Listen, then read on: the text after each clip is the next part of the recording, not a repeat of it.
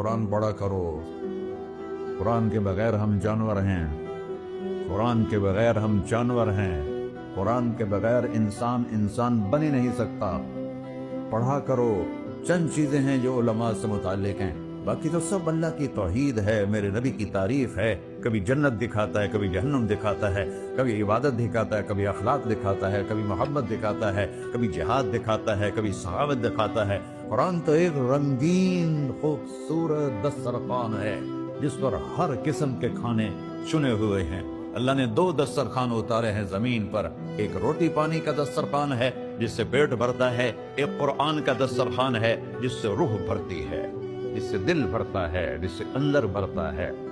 لو انزلنا هذا القرآن على جبل لرأيته خاشعا متصدعا من خشية الله.